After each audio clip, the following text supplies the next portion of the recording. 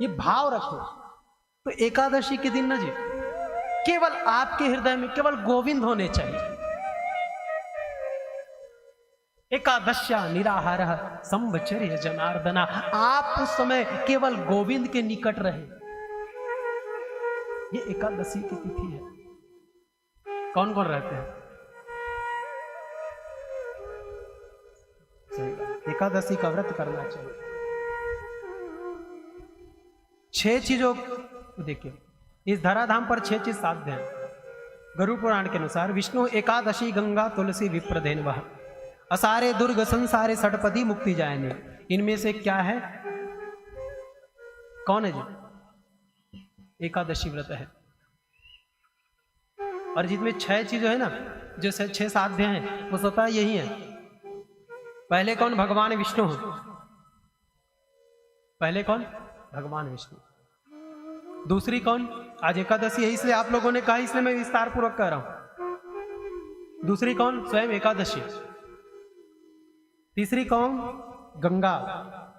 गाय गीता और गंगा ये संसार रूपी भव सागर से पार कराने वाली है। तो गंगा तो यही है। ये भी क्या है? ये कथा रूपी सरिता है। कल कलनी नादनी होती हुई ज्ञान घाट से होते हुए वैराग्य घाट से भक्तों के हृदय को सिंचित करने वाली, मोक्ष प्रदान करने वाली ये कथा रूपी गंगा ही तो शिव महापुराण है, जिसको आप यहां बैठ करके क्या कर रहे हैं? श्रवण कर रहे हैं। तो तीसरी कौन है? ये कथा रूपी गंगा। मैं एक बात कहता हूं, घर में स्नानागार में नहाते हो तो क्या होता है? स्नान के भी नियम है।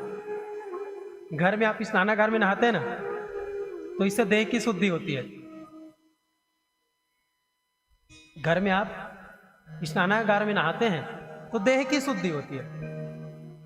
आप हरिद्वार प्रयागराज जाते हैं और उस गंगा में नहाते हैं तो प्रारब्ध की शुद्धि होती है। आप ही लोग कहते हैं ना, प्राचीन पाप धोने गए।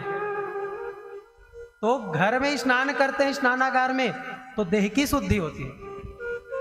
हरिद्वार जाते हैं, प्रयागराज जाते हैं और उस गंगा में स्नान करते हैं तो हमारे प्रारब्ध की शुद्धि हो जाती है। लेकिन इस कथा रूपी गंगा में बैठ करके स्नान करते हैं ना जी, तो हमारी आत्मा की शुद्धि हो जाती है। हमारी आत्मा शुद्ध हो जाती है। फिर हम तो केवल किसके हो जाते हैं? भगवान भोलेनाथ के ही हो जाते हैं। एकादशी, विष्णु एकादशी, गंगा, तुलसी। अब तुलसी पूजा है ना, इसलिए कह रहे हैं तुलसी। चौथी कौन है? हमारी तुलसी महारानी, साक्षात ठाकुर जी की क्या है? प्राण प्रिया है। ठाकुर जी की प्राण प्रिया है। जिस घर में तुलसी नहीं है, तुलसी महारानी नहीं है, वो घर घर नहीं, वो तो शमशान के समान है। कहते हैं जिनकी मृत्यु तुलसी मैया के छाए में होती है वो सीधे वैकुंठ को चले जाते हैं। 5वीं विप्रह, 5वां भैया ब्राह्मण। अब मैं इसलिए बात को नहीं कह रहा हूं कि मैं ब्राह्मण हूं। मैं इसलिए इस बात को नहीं कह रहा हूं कि मैं ब्राह्मण हूं। स्वयं भगवान ने कहा है, विप्र प्रसादात धरणी धरो अहम, विप्र प्रसादात कमलावरो अहम, विप्र प्रसादात अजिताजितो अहम, विप्र प्रसादात मम नाम रामम। ये भगवान ने कहा है। तो 5वें ब्राह्मण, ब्राह्मण कर्म से जैसा भी हो कभी उसका मान नहीं करना चाहिए। है ये ब्राह्मण के लिए लागू नहीं होता जी, ब्राह्मण के लिए भी तो लागू है, लेकिन ये सभी के लिए है। यदि आप किसी का सम्मान नहीं कर सकते तो आप उसके अपमान करने के भी अधिकारी नहीं है। 6वीं गौ माता, धेनवा, ये गौ माता, ये साक्षात क्या है? हमारी माँ है। साक्षात क्या है? हमारी माँ है। गौ माता की सेवा करिए। 33 कोटि देवी देवताओं का वासना गौ माता में होता है जी। 4 पद कोई और नहीं है, धर्म अर्थ काम और मोक्ष है। ये साक्षात माँ है। मेरा स्वतः ही भाव मैं कहता हूं, हमारी माँ तो हमें ना साल 1.5 साल भरी दुग्ध का पान कराती है, लेकिन गौ माता ना जी हमें जीवन भर दूध पिलाती है। गौ माता में ये नहीं देखती कि मेरा बेटा 80 साल का है, कि मेरा बेटा साल भर का है, कि मेरा पुत्र 50 साल का है, कि मेरा पुत्र 20 साल का है। जीवन पर्यंत अंतिम अवस्था तक गौ माता क्या करती है? हमें दूध पिलाती है। तो ये 6 साध्य है। जिनका हम स्मरण करके वैकुंठ से जा सकते हैं, शिव पद प्राप्त कर सकते हैं। तो ये एकादशी की तिथि है। तो एकादशी का व्रत रहे, बड़ा दिव्य पावन यह पर्व है। तो एकादशी में आइए, एक महात्म्य आपने कहा था, हम बता रहे हैं, बड़े भाव से सुनिएगा। बताएं कि हम शिव चरित्र में चले। किसी ने कहा हमसे ना, तो हमने कहा ठीक है बताएंगे कथा में। तो एक बार जरा जोर से हर हर महादेव का जाप हो जाए। ऐसे नहीं है, जोर से हर हर महादेव। एक बार और, हमें एनर्जी मिलती है। एक नगर में ना एक राजा रहते थे। एक राज्य के एक राजा होते थे। वो राजा क्या थे पता है?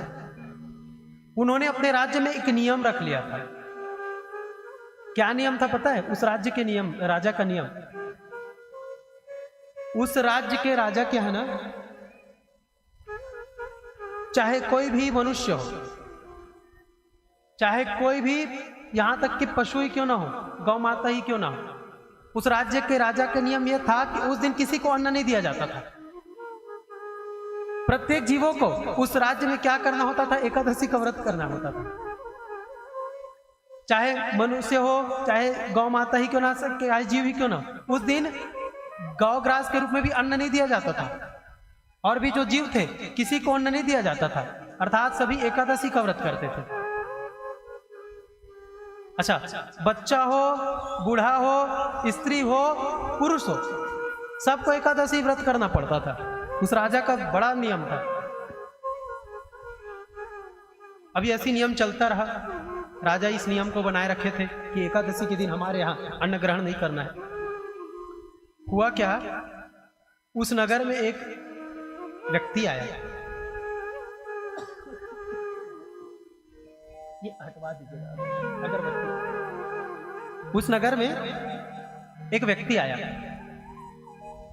अब देखो, किसी नगर में, किसी गांव में हम जाकर के बसते हैं, अपना नया निवास स्थान सुनियोजित करते हैं, वहां वास करते हैं, तो सबसे पहले वहां के राजा से, वहां के मुखिया से कहते हैं कि भैया यहाँ का नियम क्या है। तो उस व्यक्ति ने पूछा, हे राजन, यदि मैं आपके राज्य में निवास करता हूं तो मुझे क्या क्या नियम पालन करना पड़ेगा? राजा ने कहा, आप यहां रहे तो आपके बाकी नियम तो आपको पालन करें या ना करें भैया, एक नियम आपको पालन करना ही पड़ेगा। और वो एक नियम क्या है? क्या है जी? कि आपको एकादशी का व्रत करना पड़ेगा। ये एकादशी वाला नगर है।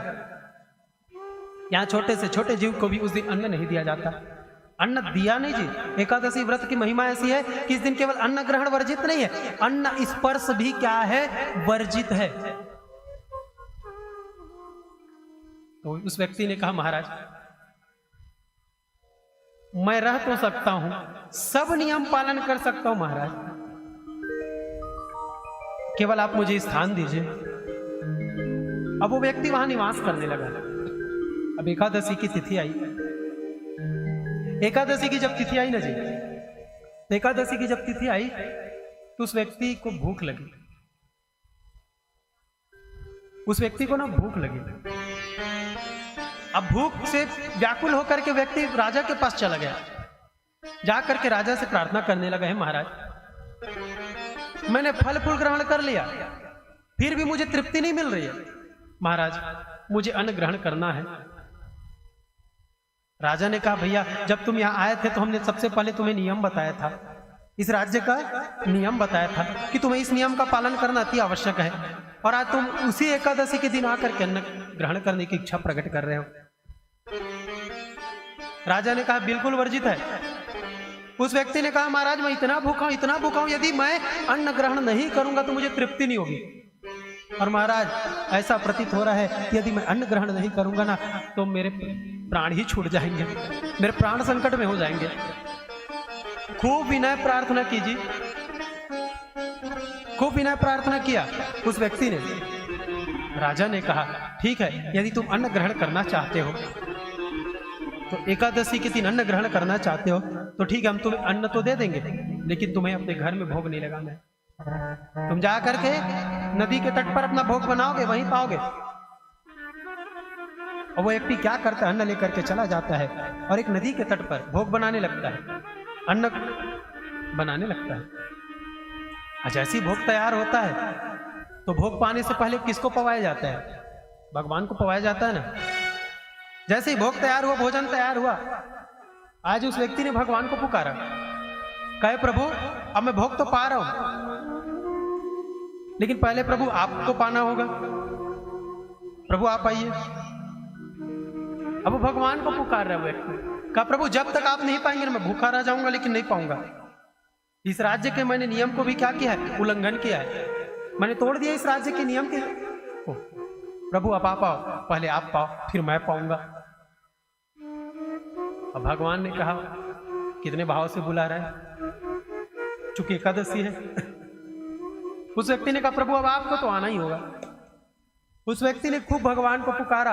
अब भगवान इतने भक्त वत्सल है जी, भाव सच्चा होना चाहिए, सारा खेल भाव का है। अब उस व्यक्ति ने भगवान को पुकारा, भगवान प्रकट हो गए, भगवान को उसने भोग पवाया, भगवान ने भी भोग पाया और उस व्यक्ति ने भी भोग पा लिया। ये तो एक एकादशी की बात है। पुनः दूसरी एकादशी हुई।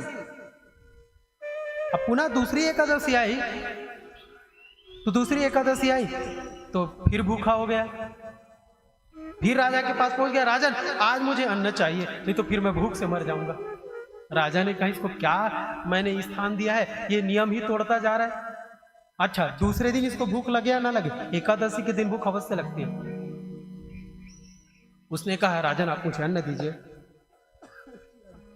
राजा ने कहा कि ठीक है भैया तुम्हें दूंगा ही। राजा ने अन्न दिया तो उस व्यक्ति ने पता है क्या कहा, हे राजा इतने अन्न से कुछ नहीं होगा, इससे दोगुना दीजिए। राजा ने कहा इस बार क्या ज्यादा भूख लगी है?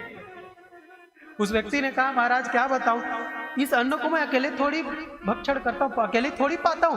वो हमारे ठाकुर जी है ना, उस नदी के तट पर जब मैं भोग बनाता हूं तो उनको भी बुलाता हूं, तो वो भी बड़े आके भाव से पाते हैं।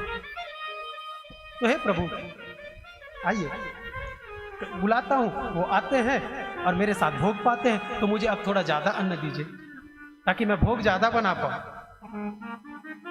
अब राजा ने कहा बड़ा झूठ बोल रहे हैं,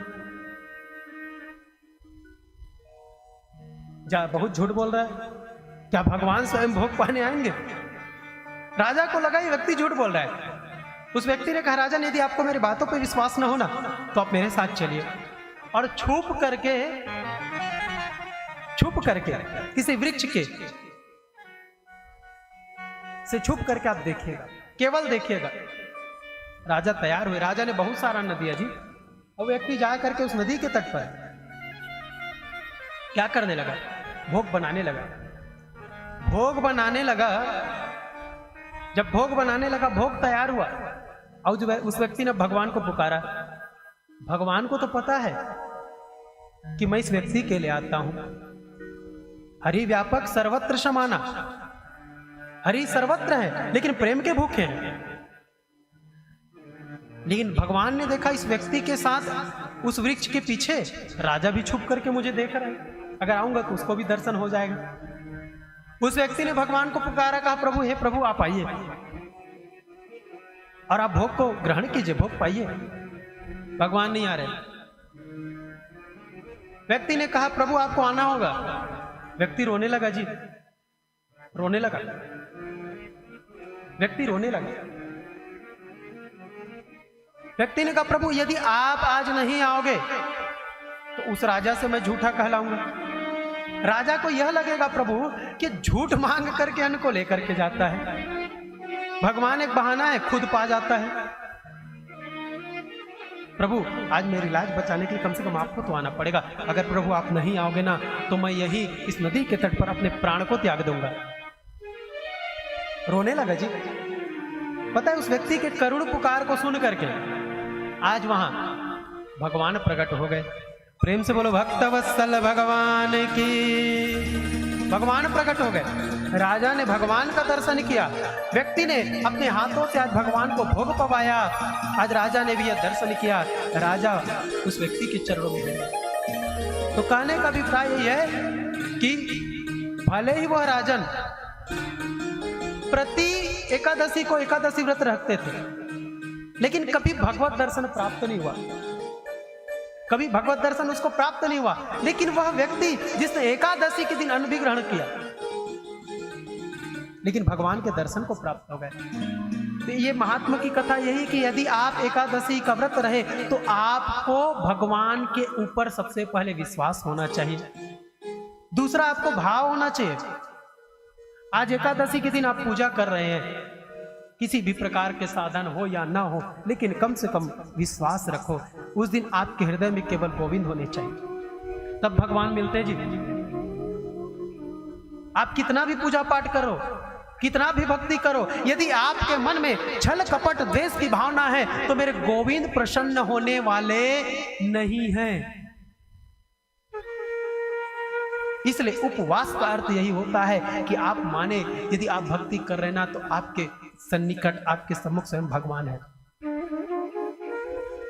भगवान हमेशा भक्त के ना सम्मुख रहते हैं।